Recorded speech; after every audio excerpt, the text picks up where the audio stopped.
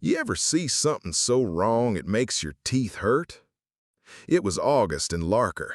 Heat clung to your bones like wet flour. Folks stood still in the square, not out of interest, but obligation. They'd rung the bell. Auction time. I leaned on the rail outside the feed store, sipping tepid water from a tin cup. My horse, Lan, shifted behind me. His tail swatted flies in rhythm to the auctioneer's chant. That's when I saw her. Tall, weather-hardened, a woman who'd birthed 4 and still held herself straight as a branding post. One girl on her hip, one clinging to her dress. 2 boys stood on either side like fence posts, quiet, still, too aware. The auctioneer called her Hester Boone, said the county deemed her debt unsustainable. Work release, family unit, $5 the lot. A man in a green waistcoat lifted a hand. Free, he said, casual as ordering coffee. Someone else, maybe just to stir trouble, said 4. That woman never blinked. But the oldest boy did. I saw him shift his weight, the way you do when you're weighing a bolt for fight or flight. I don't recall standing, but suddenly I wasn't leaning anymore. My feet moved. Lan nickered behind me. 10, I said. The crowd hushed like someone slapped a hymn quiet. Auctioneer lowered his gavel, but didn't drop it. $10? He echoed. Sir, the county set the ask at... I heard. I stepped closer, took off my hat.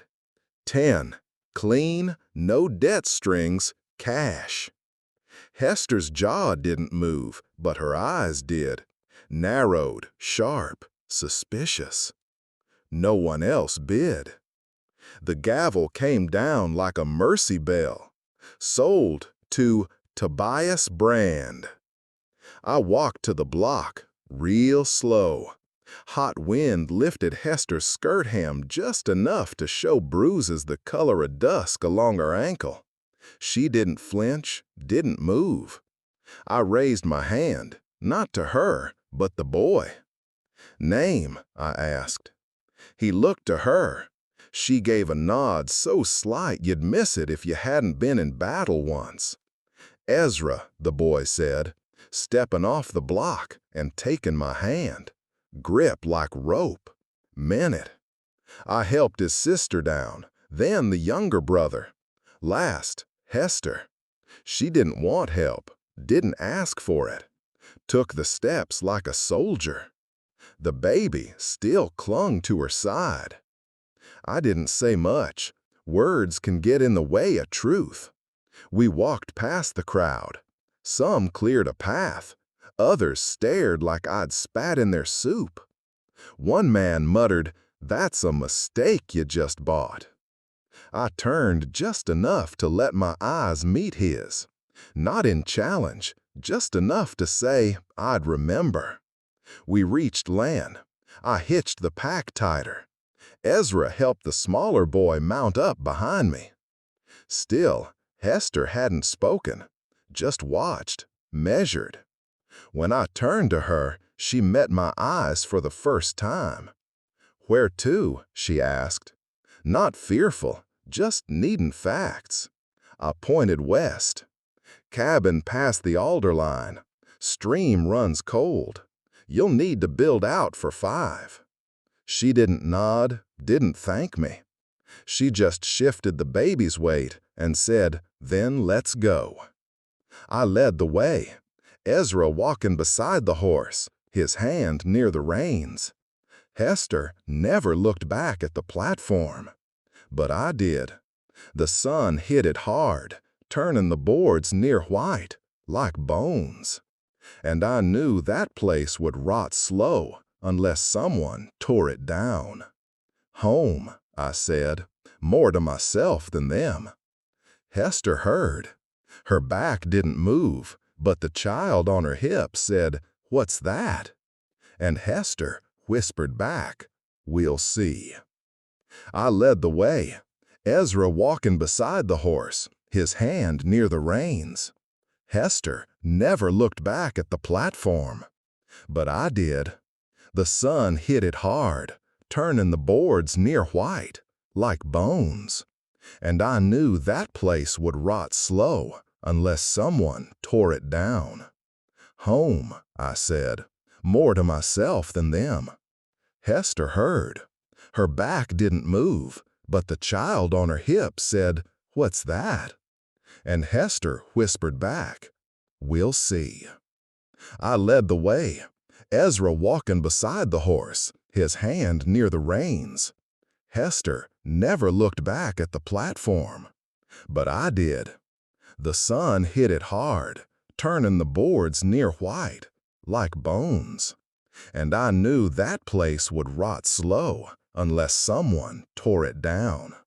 Home, I said, more to myself than them. Hester heard. Her back didn't move, but the child on her hip said, "What's that?" And Hester whispered back, "We'll see." The cabin sat in a shallow valley, tucked between two hills that broke the wind just enough to let a man breathe. I hadn't been there in 3 years, not since I left it after Caroline passed. Place had gone to seed, but the bones were strong, like Hester. She didn't wait for permission. Ezra split off to gather wood. The younger boy, Amos, explored the edge of the clearing, knife in hand, like he meant to skin the whole forest. The little girl, Ruthie, I'd learned, sat by the stream, whispering songs to the water. I showed Hester the interior. She looked once around the single room, saw the cot, the small iron stove, and the busted chair, and said only, "We'll make do." That was on a Monday. By Friday, they'd patched the roof, mended the fence, and set traps along the edge of the garden. It felt like something righteous was stirring. Then Sunday came. I was splitting kindling when a shadow fell over the yard. A man rode up, stiff-backed, clothes too pressed for trail riding. His boots were polished, and his mustache was the only thing about him that looked natural. "Morning," he called. "Name's Finch, state assessor." Hester came out holding a ladle like it might double as a weapon. Ezra stepped beside her. Finch stayed mounted. "I've got documentation says that family was auctioned in violation of state reassignment codes. The sale is void." I stepped forward slow. "No one bought anyone. I offered $10 for a thing worth none. County clerk took it. I've got the slip." Finch reached into his coat, pulled out a rolled notice, and let it unfurl like a whip. "The children were earmarked for industrial service, rail yards, the mother for domestic assignment. That paper you're holding don't matter." He glanced at Hester. "You were never free to go." Ezra's fists clenched. I saw it. His whole body stiffened. "No," I said. Finch's eyes narrowed. "What's that?" I said no. I stepped between him and the Boones. Ezra didn't move, but I could feel his breath change. Ready. Finch looked from me to the family, then down at the ground like it offended him. "You're aware this is refusal of state order." I didn't blink. "You're aware this is my land." Finch didn't argue, just folded the paper neat, tucked it back in his coat, and clicked his reins. Before he turned to ride off, he said, "They'll come for you." Not we, not the state, just they. And somehow that was worse. He rode off calm as a banker on payday. Hester didn't speak for a long while after. She just stirred the stew and watched the trail. That night Amos asked if we should keep a fire lit. Hester answered for me. "No," she said, "best we stayed dark a while." Ezra sat on the stoop, knife in hand, watching shadows crawl up the trees. The boy hadn't smiled since we left town, but that night he looked more like a man than most I'd seen in uniform. The wind picked up near midnight, made the shutters creak. We slept in shifts. No one talked about fear. We just carried it in silence, and I knew right then this wasn't just about a family anymore. It was about a valley that'd have to choose whether to stay quiet or stay human. The next week held its breath like a man about to lose a tooth. It didn't come all at once, the trouble. It trickled in like slow poison. First, 2 chickens vanished, not killed, just gone. No blood, no feathers. Coop door left open like someone wanted us to know it wasn't an animal. Then a silver coin appeared on the cabin step. Shiny, perfect, centered like a calling card.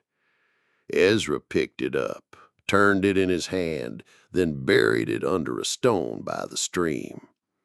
"No one here's for sale," he muttered. I watched the hills harder after that, watched for smoke that didn't come from our stove. Then Thursday brought the letter. No envelope, just a folded notice nailed to the corner post of the fence. No horse prints, no boot scuffs, just the nail, the wood, and the words. Relocation scheduled. Family to be extracted by state force. Comply or be removed. Signed, Department of Labor and Welfare, Division 6. I held the letter too long. Hester took it from my hands and didn't blink. Ruthie cried that night, the first time I'd heard her do it. Not loud, just soft sobs muffled into her mother's dress. Hester didn't hush her. Ezra started sleeping on the porch with the old rifle across his knees. Amos sharpened sticks and buried 'em point up in shallow trenches just past the corn rows. Boy had read something in a storybook once, I figured. We didn't talk about war, but the cabin got quieter. Hester spent one whole morning weaving strong netting from twine and willow branches.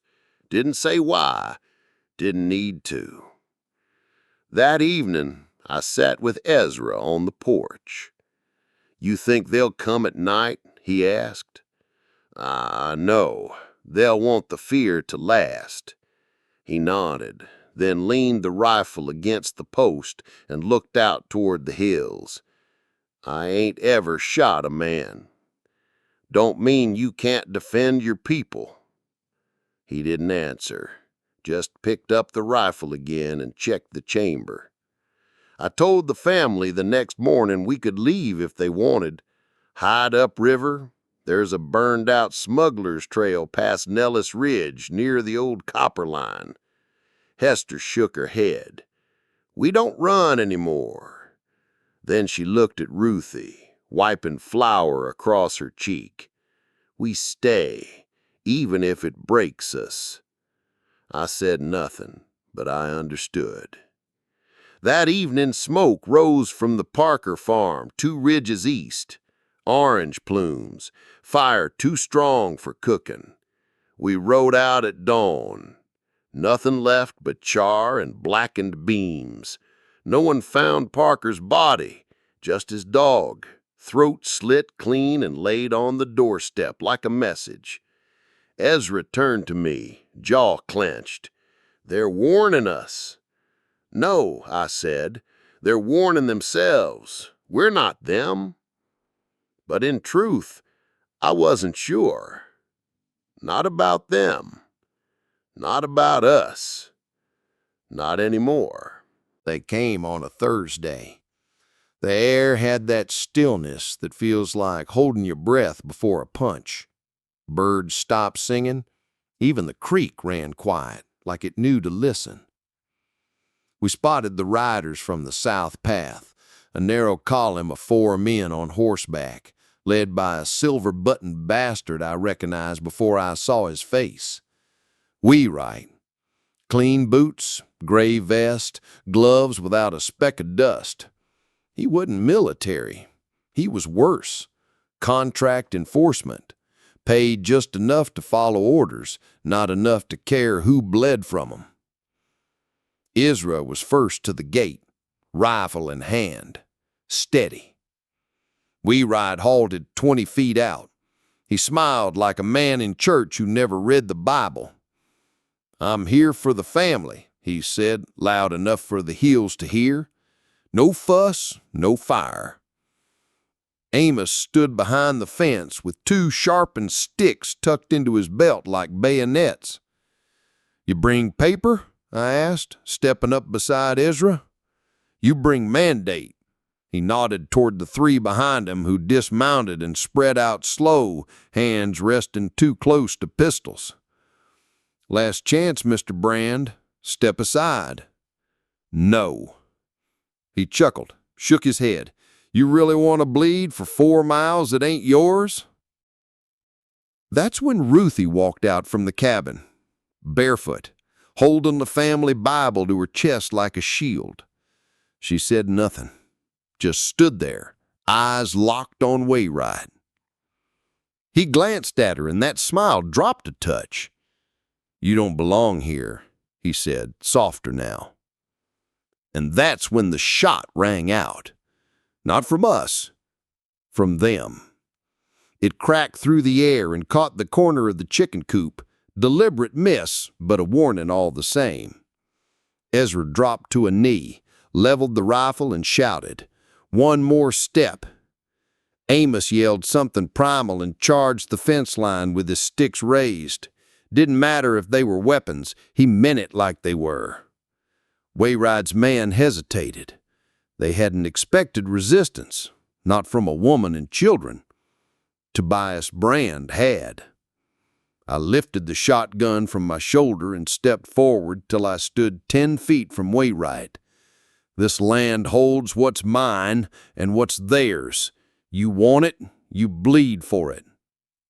His jaw tensed. I saw his right hand twitch toward his coat, but then Ezra shouted, "Ridge!" And that's when we saw the lights. Lanterns. Dozens. On the hill to the east, swinging slow as riders crested the edge. Townfolk. Neighbors. Farmers and drunkards. Midwives and one-legged veterans. Each holding a lamp or torch. Each silent. Wayride turned his head like a man smelling smoke in a church. The ridge blazed with light. And suddenly, 4 men with shiny boots looked very small. He didn't give the order. He just walked backwards, slow, eyes never leaving mine. Then he mounted up, spun his horse, and galloped off like the devil was behind him. He wasn't. We were. No one spoke until the hoofbeats vanished into the dark. Hester put a hand on my shoulder. Not soft, not thanks, just solid. Ezra breathed out. Amos started laughing, wild, nervous, real. And Ruthie whispered, "We're still here." I didn't answer, just looked toward that ridge where the lantern still burned, because that meant the town had chosen. But I didn't know yet if it was for one night or for good. By morning, word had spread. I rode into Larker for salt and nails, and every eye followed me like I carried a bullet for each of them. Some nodded, some didn't, but no one spoke against what happened. That afternoon, 5 townsfolk came up the ridge, one by one, like they were afraid of being seen all together. Old Mattie Truelock brought a bundle of wool blankets. Her husband had been county militia once, shot dead for speaking out against a tax hike. She just said, "Figured you'd need these when the frost turns."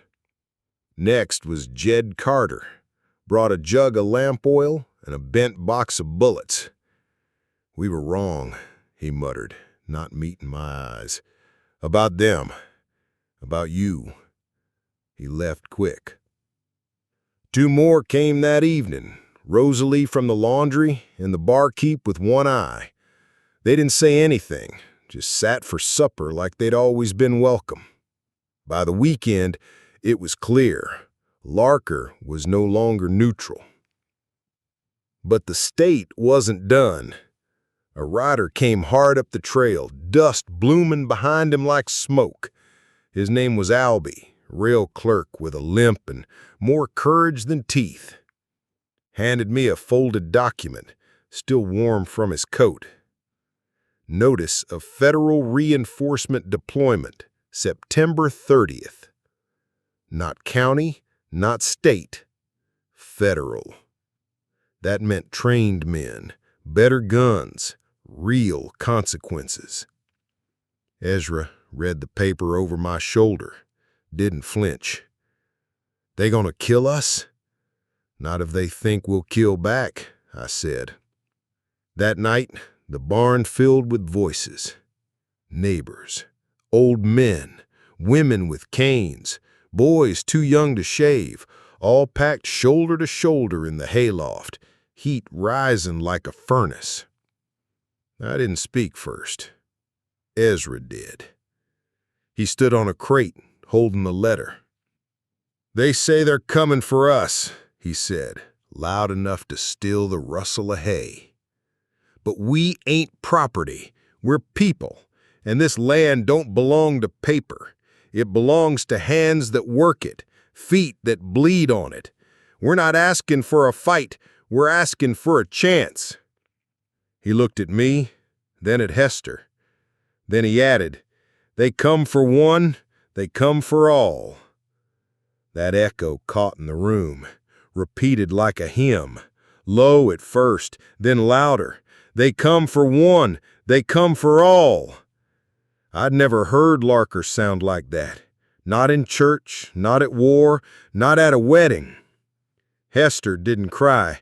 She just stood beside her son and held her head like a woman who finally saw the worth of her own spine. We spent the next week preparing. The town shared tools, spare parts, food, and stories. Stories about other men who'd tried to stand up and were flattened, and others who'd won, but barely. Then on the 28th, another rider came. This one wore a cavalry coat with the buttons torn off. He didn't say his name, just said, "We heard what you did. We want in." Behind him, 6 more riders appeared, half Union, half Confederate by their scars, all wearing dust like armor. Veterans, drifters, the kind who'd seen too much and picked one last fight on principle alone. I looked to Ezra, who nodded once. This wasn't just about our cabin anymore. This was history asking who we were, and we had 2 days to answer. The morning of the 30th came cold and pale, like the sky itself wasn't sure what side it was on. I stood at the gate with the shotgun across my arms. Ezra beside me, face still but eyes on fire. Hester behind, Ruthie at her hip, Amos gripping a sharpened hoe like it was forged steel. The town stood too, dozens of them, men with old rifles, women with kitchen knives tucked in aprons, teens holding pitchforks like halberds. They didn't wear uniforms, but they were an army just the same. Then we saw 'em. 20 men riding in from the South Trail. Black coats, sharpened discipline, standard-issue carbines slung easy across their backs. Lead horse bore the U.S. crest, stitched proud on a blue banner. Waywright rode in front, silver star pinned to his collar now. Not a contractor anymore, promoted for persistence maybe. He halted 20 yards from the gate, dismounted. "This your last chance?" he said, voice carrying across the silence. "Hand over the Boone family and avoid escalation."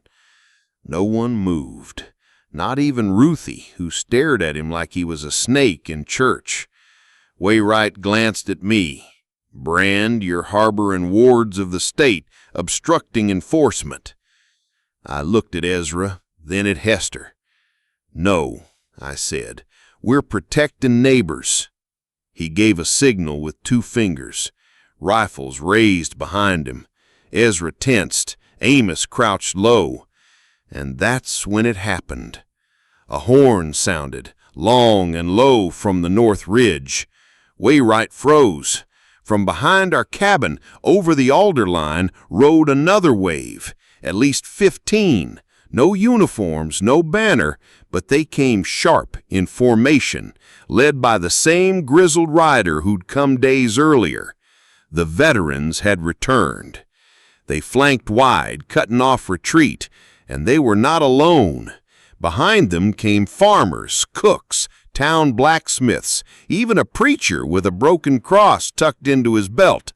They didn't charge, they just appeared, like the land itself had chosen sides. Wainwright looked around.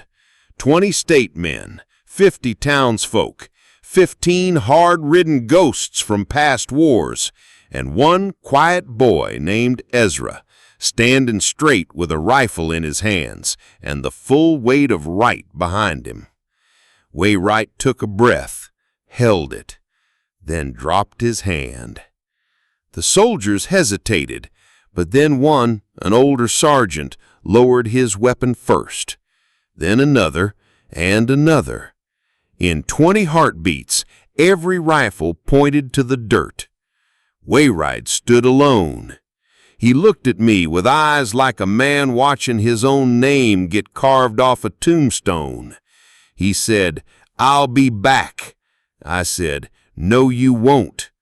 He turned, mounted, and rode out slow, pride riding faster than his horse. No one cheered, no one clapped. We just stood there, breathing, alive. Hester stepped forward, Ruthie still on her hip. She looked at me, not for guidance, but acknowledgement, and I said it, soft and certain. "You're free now." But the truth was, we all were. We didn't get to rest long. 3 days after the standoff, a wire came through the Larker Depot. Summons from Judge Monroe out of Beckett County. Formal hearing. Civil defiance of a federal directive. I was named. Hester was named. Ezra Q. I'd seen Monroe once, years back. Lean man, more bone than blood, with a stare like a ledger line. Folks said he didn't bend, didn't smile, didn't lose sleep. Said he carried the law like a blade, not a book. I rode to Beckett alone. Not because I was afraid to bring company, because some fights are meant to walk into without a shield. The courtroom smelled like old ink and wet stone, the kind of place meant to shrink a man, not hear him. Monroe didn't waste time. "You're Mr. Brand," he said. I nodded. "You interfered with lawful labor reassignment." "No," I said. "I refuse to treat people like cattle." He didn't blink. There was no jury, just him, the clerk, and the weight of silence. He asked questions. I answered plain. He wanted to know what happened the day of the auction. I told him. He asked me why I paid $10 for what others called $5. I said, because that family wasn't a price. They were a line drawn. He leaned back, fingers steepled. "You understand this sets precedent. A citizen defies order. A town stands with him. The state backs down." "I understand," I said, "but sometimes precedent needs correction." He studied me a long time, long enough to make the clerk shift in his seat. Then he reached for a pen, signed a paper, tapped it once on the desk. "In the eyes of this court," he said, "the Boone family was not property. They were improperly detained, and your actions, though outside protocol, were morally defensible." He looked up at me with something like exhaustion in his eyes, and I'd have done the same.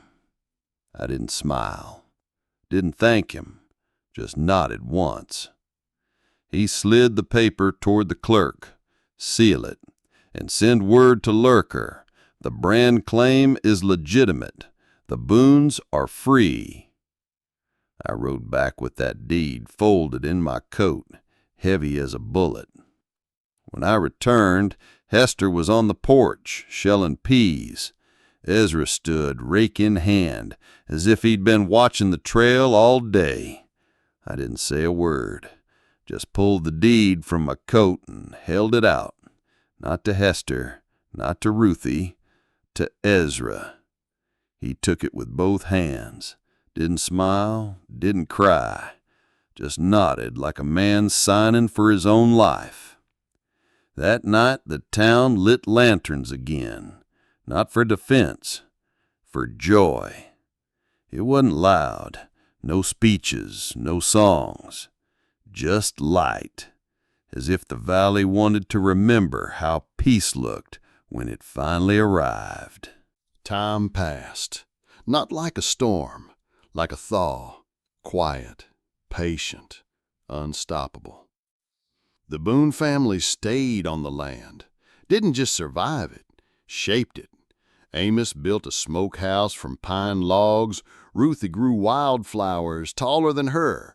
Ezra carved fence posts so clean and even you'd swear they grew that way. Hester planted apple trees.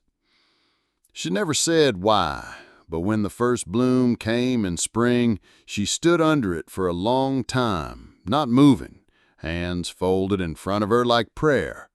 Folks still talked, of course, but the talking changed. Where once they whispered about shame, now they talked about strength. They asked Hester for advice on preserving pears. They asked Ezra to help plow stubborn fields. Even Ruthie got requests from children who'd once pointed fingers, but now shared dolls. The auction block still stood in Larker. Warped wood, blood in the nails if you look close. Then one morning, before the sun burned the dew off the grass, Ezra and Amos hitched the team to a cart, rode into town, and without a word tore it down, plank by plank, splinters flying like sparks. By noon, all that was left was a patch of dirt. The town square looked strange after that, lighter, like a sin had been confessed and forgiven, though not forgotten. I watched it from the ridge that evening. Hester joined me on the porch, sat in the chair I'd once fixed for Caroline. She didn't ask what I was thinking. She just handed me a tin cup with coffee and said, "It's not the house that makes it home. It's who still chooses to stay." I looked at her then, not like I did that first day when she was a mystery on a wooden block priced like a tool, but as a woman who had rebuilt her own name. Ruthie ran through the yard chasing chickens. Laughter rose like chimney smoke. Ezra leaned against the barn, shirt off, hands rough, face calm. Amos was skinning a rabbit near the stream, whistling out a tune. This place, they had carved it from the bones of what was meant to bury them. And I didn't feel like a savior. I felt grateful.